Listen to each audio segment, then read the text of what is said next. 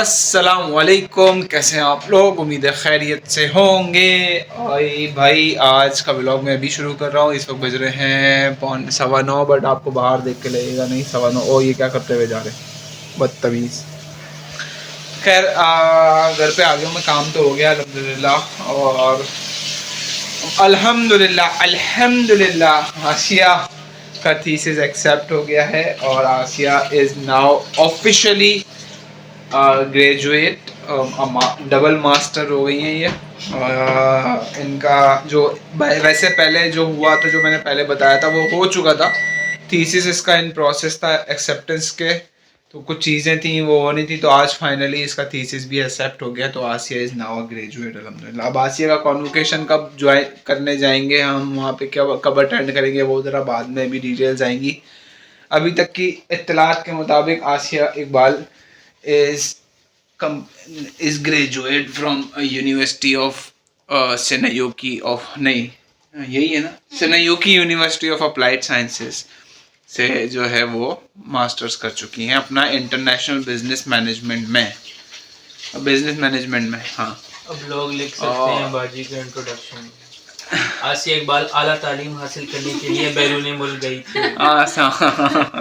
आसिया वो आसिया इकबाल नहीं, फिर वो आला तालीम हासिल करने के लिए बैरून मुल्क गई। इब्तिदाई तालीम अपने माँ बाप से हासिल की। इब्तिदाई तालीम अपने अपने इलाके किमाड़ी के इलाके इस स्कूल से हासिल की।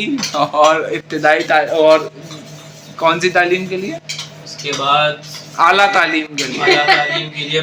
मैंने यार आला तालीम वहाँ के वैसे आला तालीम इन्होंने वहाँ पे भी हासिल की, आला तालीम बट वो अंदरून मुल्क है ना, बैरून मुल्क नहीं है। तो खैर आज का हमारा खाने में आलू अंडे, मेरी माँ ने बनाए आलू अंडे, मैनू नहीं खाने, मैनू लगते बड़े गंदे। ये गाना है एक वैसे। मैंने सुना है ना तुमने ये? मेरी माँ ने बनाए आलू अंडे, मैनू नहीं खाने, मैनू लगते बड़े गंदे। खैर ऐसे नहीं कहते हैं, बुरी बात होती है। अल्लाह ताला ने रिज़्क़ दिया है, जो भी है दिया है वो खा लें। ये सही है, पहले बोल लो। शुक्र है। ये वाकई गाना है, मैं मजाक नहीं कर रहा, ये वाकई गाना है। चला तुम YouTube पे लगा के दिखा दो इसको, आलू अंडे। नहीं। तो खैर इंशाल्लाह थोड़ी देर में मुलाकात करते हैं, आप लोगों के सवालात हैं, फिर आपसे बात करेंगे और कुछ चीज़ें डिस्कस करेंगे इंशाल्लाह। मिलते हैं थोड़ी देर में।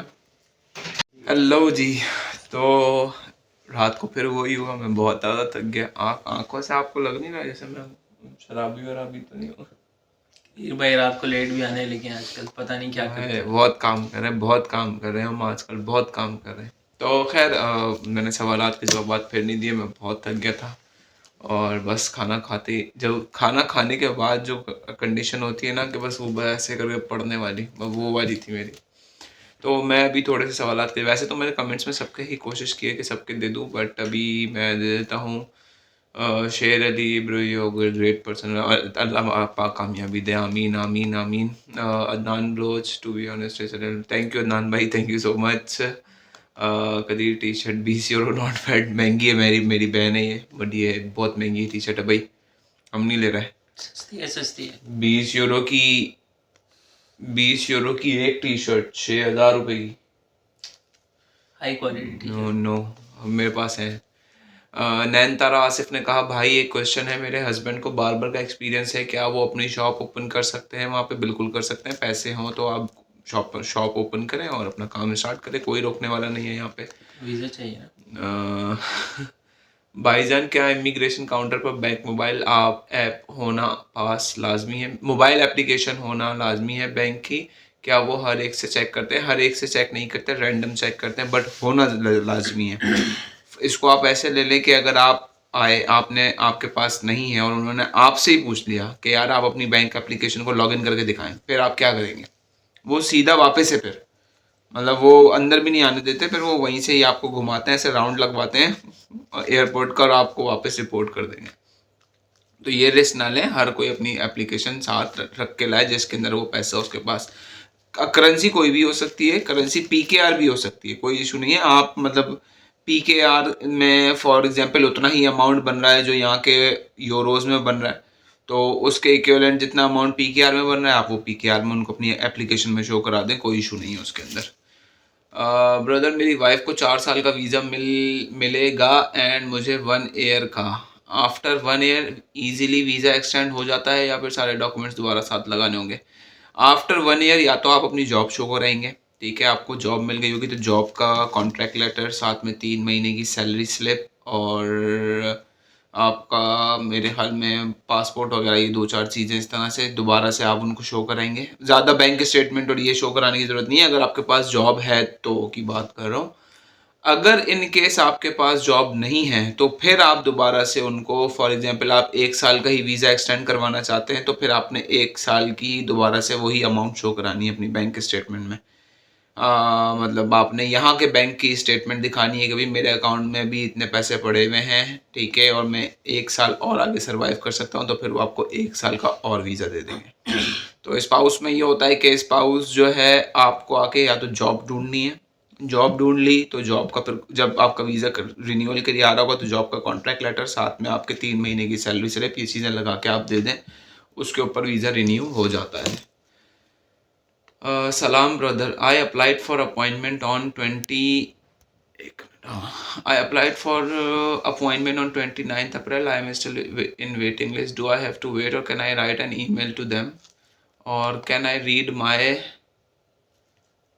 can I ready my bank statement, upload it on enter Finland as my brother sponsoring? देखें आप अपनी तरफ से सारी चीज़ें ओके रखें, ठीक है, ऐसा ना हो कि कल को वो आ गई, आपको अपॉइंटमेंट मिल गया तो जल्दी जल्दी में चीज़ें, आप अपनी बैंक स्टेटमेंट वगैरह रेडी रखें। आप अगर स्पाउस में, जैसे मैंने आपको शायद पूछा भी था इसमें कि आपका स्पॉन्सर है, तो स्पॉन्सर अगर है तो आप उसकी 6 महीने की उसकी 3 महीने की बैंक स्टेटमेंट को रेडी रखें, ठीक है। अब वो अपनी तरफ से जो चाहे कर सकते हैं, बट रेडी रखने का मतलब है कि जब भी आपको ज़रूरत पड़े तो उनकी 3 महीने की स्टेटमेंट वो आपको निकाल के दे सके। बाकी आपकी भी 3 महीने की कहते हैं बट इतनी इम्पोर्टेंट नहीं है, आपकी 1 महीने, तुम्हारी कितनी थी? मेरा न्यू अकाउंट था, मेरी 1 हफ्ते की स्टेटमेंट। आसिया की भी सेम 1 हफ्ते की स्टेटमेंट जमा कराई। आसिया मेन एप्लीकेंट थी, हमारे जो स्पॉन्सर था उसकी 3 महीने की कराई थी। आसिया जो हम मेन एप्लीकेंट था उसकी 1 हफ्ते की भी करा दी थी हमने, वो सबमिट हो गई थी, मतलब एक्सेप्ट हो गई थी, उसमें कोई इतना इशू नहीं हुआ था। नहीं, वो मेरे ख्याल में कह रहा है कि उसका ब्रदर स्पॉन्सर करे और सऊदीया से भिजवाएगा। हाँ तो मतलब वही कि ब्रदर को बोले ना, मतलब ये तो आजकल वो हो गई ना कि अगर ब्रदर आपका स्पॉन्सर कर रहा है तो फॉर एग्जाम्पल मुझे अपॉइंटमेंट मिलेगी तो ब्रदर को बोल के रखें कि भाई मुझे अभी अपॉइंटमेंट नहीं मिल रही है बट जब भी मिलेगी आप मुझे उस तरह से निकलवा के दे देना। तो ये वाला मैं कह रहा हूँ कि वो रखें, आप अपनी तरफ से रेडी रखें। ऐसा ना हो कि ब्रदर बोले यार अभी मैं पैसे अरेंज करूंगा और फिर मेरे पास भी पैसे नहीं, ये ना करें। पैसे वैसे सब ब्रदर के अकाउंट में रहने दें, बल्कि पैसे तो आपके अकाउंट में चाहिए, सॉरी, हाँ पैसे तो आपके अकाउंट में चाहिए, तो ब्रदर को बोल दें आपके, वो आपके अकाउंट में सेंड कर दे।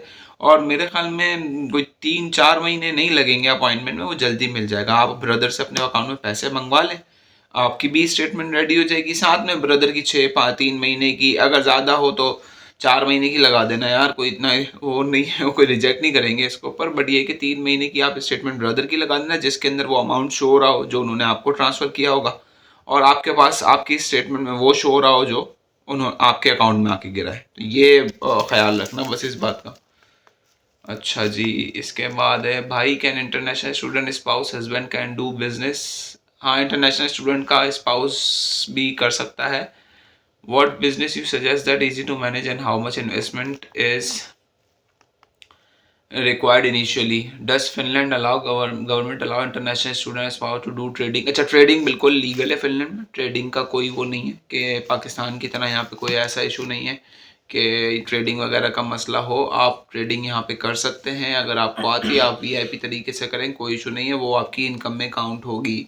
ट्रेडिंग का भी जो आप यहाँ पे सब कुछ अलाउ, मतलब ट्रेडिंग का जो पैसा वगैरह आता है आपके अकाउंट में आके गिरता है, वो आपकी इनकम को इस इनकम ही कंसिडर किया जाएगा, और नेक्स्ट ईयर जो आपका वीज़ा लगाने के लिए होगा उसमें वो बहुत ज़्यादा हेल्पफुल रहेगा आपको।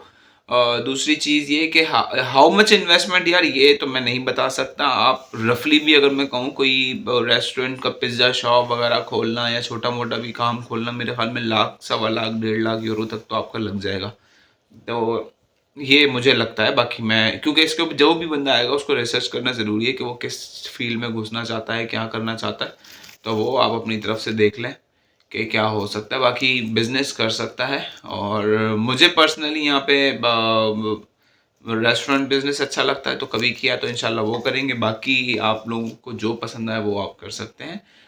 But trading is totally legal, आप तो ट्रेडिंग कर सकते हैं, वो आपका कारोबार काम कंसिडर किया जाएगा। फीमेल के लिए कोई सूटेबल जॉब और कंस्ट्रक्शन काम फीमेल भी कर सकती है। कंस्ट्रक्शन काम थोड़ा सा मुश्किल होता है, फीमेल आई डोंट थिंक के कर सकती हैं। बाकी करना चाहें तो वो मुझे नहीं पता, बट मुश्किल काम होता है कंस्ट्रक्शन। में फीमेल्स को देंगे भी नहीं, हाँ। बहुत कम फीमेल देंगे। मैंने construction workers as a female अभी तक देखी है भी नहीं। मैंने हमारे forklift सामने देखे हैं एक दो। हाँ फोक लिफ्टर गाड़ी वगैरह चलाते हैं। मतलब कंस्ट्रक्शन वर्कर का मतलब है बाकायदा वो सामान उठा के ऊपर लेके जाना, नीचे लेके आना। ये सामने हमारे बिल्डिंग बनी है पूरी, मैंने इसमें कोई लड़की आती भी नहीं देखी, सारे लड़के ही देखे थे। तो वो नहीं है। बाकी फीमेल के लिए सूटेबल जॉब्स यही हैं रेस्टोरेंट्स में, ठीक है। और इसके अलावा आप कह लें कि यहाँ पे मतलब जो वो हैं आइसक्रीम पार्लर्स में ये लोग बड़ी फीमेल्स होती हैं यहाँ पे। साथ में ये जो क्लोथिंग बिजनेस है इसके अंदर बड़ी फीमेल्स होती हैं। तो ये आप अपने हिसाब से देख लें।